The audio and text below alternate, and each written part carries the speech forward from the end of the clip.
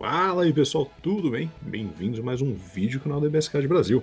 Hoje vamos falar um pouquinho sobre estratégias, técnicas de deck building, como melhorar sua capacidade de construir um deck, como você começa a montar decks, como você começa a escolher seus decks. Vou falar um pouquinho disso hoje, algumas coisinhas para melhorar seu jogo e já sabe, se você ainda não é inscrito, se inscreve, deixa o like, manda para os amigos. Também comenta aqui pra gente o que você quer ver, se você gostou, se você tem alguma dúvida a gente vai responder com o maior carinho e maior prazer. Então, já sabe, vamos pra vinheta. Pessoal, então vamos lá, vamos falar um pouquinho sobre deck building. Então, basicamente, tem três principais tipos de deck building que a gente vai falar em ordem progressiva, do que é o menos interessante para o mais interessante. Então, o primeiro a gente vai falar, a gente chama de net decking. O que é net decking? Basicamente, olhar na internet para um deck, procurar um deck online que já exista. Então, basicamente, a gente abre os decks, vê o que interessa, e aí procura ou copia, faz e começa a testar. Qual que é o problema do deck decking, né? Os decks eles são criados e montados para jogar em um lugar específico, uma galera específica, com as cartas que você tem ou que a pessoa que montou tem naquele meta específico. Então, se eu jogo o Dragon Ball aqui em São Paulo, se eu jogo em Belo Horizonte, se eu jogo no Rio de Janeiro, cada lugar vai ter um perfil diferente. Cada cenário vai ter um tipo de player, vai ter um deck mais prevalente, um estilo de jogo mais prevalente. Então, talvez eu pegar um deck da internet não vai me trazer toda essa habilidade aí que eu poderia desenvolver. Eu vou simplesmente usar algo mais engessado. Mas se a gente parar para observar, por exemplo, esses decks que eu levantei alguns decks para mostrar para vocês. Por exemplo, nós temos um líder Trunks, que tem a grande vantagem de voltar uma carta para a mão do adversário, de custo 3 ou menos.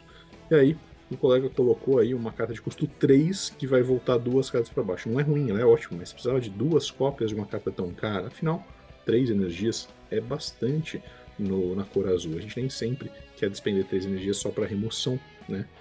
Sendo que eu tenho ainda remoção ali no líder eventualmente. Outra coisa, nós sabemos que hoje o Pilaf é uma das cartas mais fortes do jogo, né? Por que o colega só usou 2 Pilaf, 2 Final Hope Slash? Talvez não seja o ideal. Sabemos também que a Bulma é um blocker melhor do que o Shu, né? Que tem 10 mil de combo e o Shu só 5. Ele botou 4 Shu nenhuma Bulma. Outra coisa, temos aí um Trunks do futuro, 4 deles, ok, aí não é um problema. Temos também esse outro Trunks do futuro, também são 3 deles. E 2 do Harumaki, né? 2 do Haru e da Maki, que vão dar 10 mil de poder para Trunks do futuro. Será que nós temos Trunks do futuro suficiente para lançar a mão dessa carta? Não sei, ela não é ruim porque ela tem 2 mil, 10 mil de combo, né?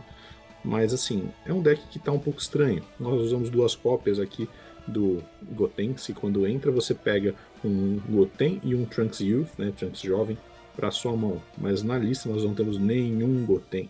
Então a gente começa a entender que talvez não seja uma lista tão aperfeiçoada. Mas quando a gente está começando, talvez a gente não tenha esse julgamento. Outra coisa, usa também carta promo, que nem sempre é fácil da gente conseguir. Aí vou dar outros exemplos para vocês. Por exemplo, esse Gnil. Gnil é um deck que a gente sabe que está em alta, né, recentemente, mas a gente tem aí algumas listas que talvez precisavam usar o Guldo, né, que é a melhor carta do Gnil Force. Não tem o Guldo. Ele não usa também o Gnil de combo zero, que busca no top 5 por um Gnil Force, né, a galera do Gnil. Não tem aquele Gnil de custo 3, que volta um extra card para mão. 4 e 4 talvez um pouquinho pesado, apesar de que nesse deck a gente pode lançar a mão.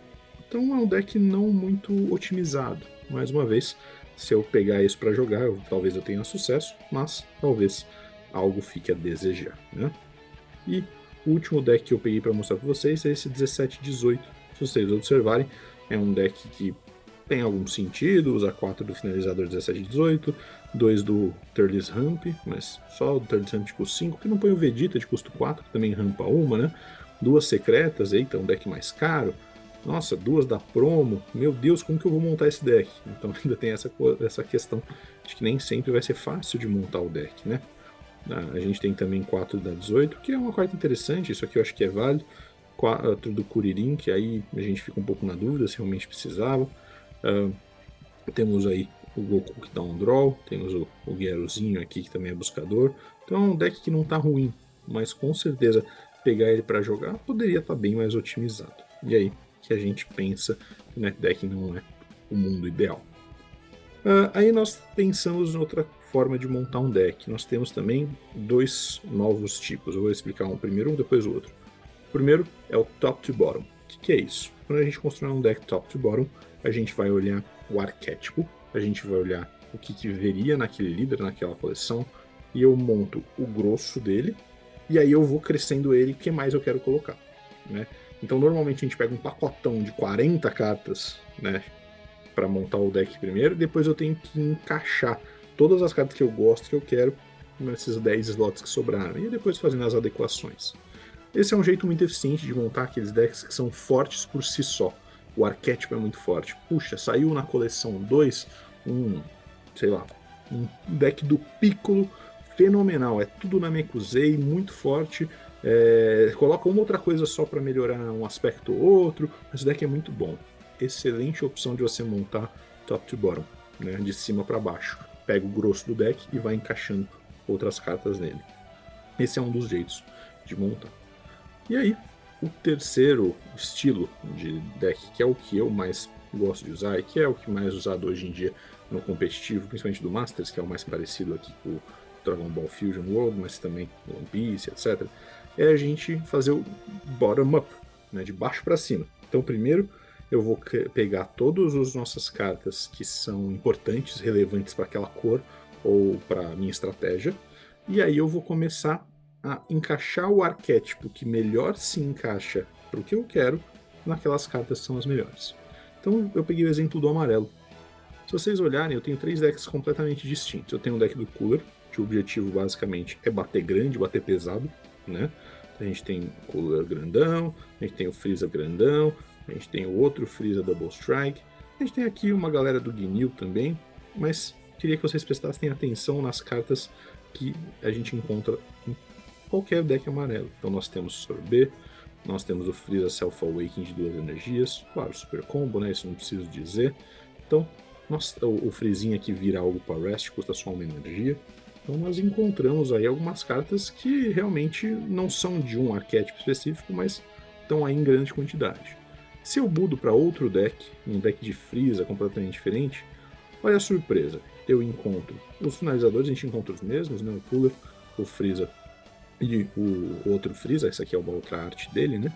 Mas a gente encontra o mesmo Freeza que vira para Rest, a gente encontra o mesmo Sorbet que dá um draw, a gente encontra o mesmo Freeza de Self-Awakening.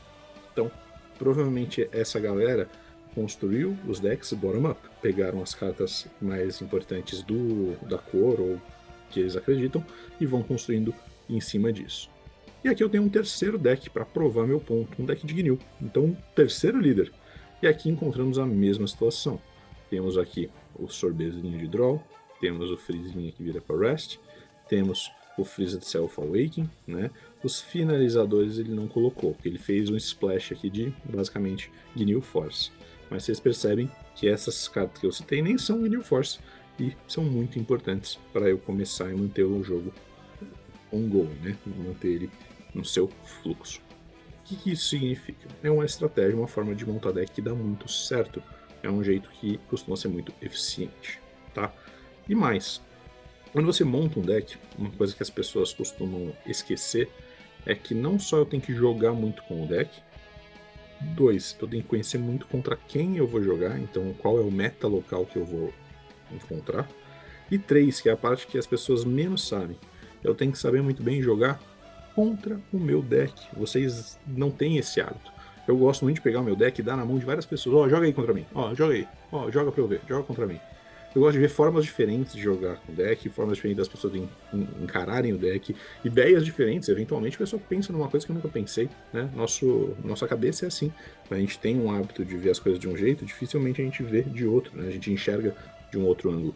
Então, joguem contra os seus decks, joguem contra os baralhos de vocês. Isso vai com certeza ajudar nas tomadas de decisões, em encontrar novas estratégias, em melhorar a qualidade não só do seu jogo, mas também do deck em si.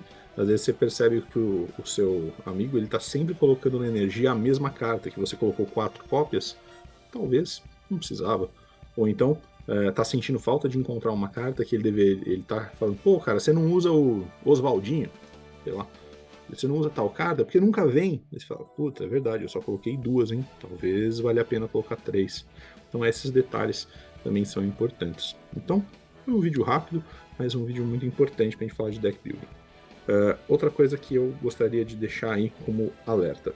Lembrem que a gente pode ter 4 super combos no deck, eles são muito importantes, eles dão um potencial defensivo muito grande, porém, lembrem, a gente tem sempre que entender para que eles servem para defesa. Vão sair nas próximas coleções super combos com efeitos diferentes, não só que dão 20 mil de combo. Eventualmente que vira uma carta, eventualmente que dá um draw, a gente não sabe o que está por vir, mas sabemos que virão super combos distintos. Então decidam, às vezes o seu deck é tão agro, é tão rápido, é tão acelerado para bater, que talvez ter 4 super combos defensivos não é a melhor ideia. Eu acho difícil isso acontecer, mas sim, eu já vi algumas listas de Gnil interessantes que usavam só 2 super combos, 3, tá? Isso pode acontecer. Outra coisa importante da gente lembrar, economia de energia, claro, eu quero guardar energia para o meu adversário, desde que eu tenha com o que usar. Eu vejo muita gente às vezes passando com uma energia em pé, 2 energias em pé, mas a pessoa nem usa cartas que eu pagaria energia no turno defensivo. Então é importante a gente também lembrar disso, né? De saber como jogar com o deck, saber como montar ele. Lembrar, cartas de pouca energia são interessantes, uma energia, 2, então na curva eu quero saber em cada turno se eu tenho coisas para jogar em cada turno. Então lembrem de colocar cartas pequenas também, jogar cartas maiores também, cartas que tenham sentido serem jogadas juntas. E sempre pensando aí como que vai progredir o seu jogo. No Fusions, nós temos uma coisa diferente do Masters, diferente dos outros jogos, que são combo powers diferentes. Nós temos combo power de 0, combo power de 5, combo power de 10 e combo power de 20, por enquanto. Tem também os extra cards que dão 15, mas vamos falar basicamente dos combo powers. Então lembrem, é muito difícil montar um deck que seja eficiente com muitas cartas com combo 0. Então, se o seu deck é muito defensivo, talvez você não queira ter muito mais do que 6, 7, 8 cartas com combo 0, talvez vai pesar.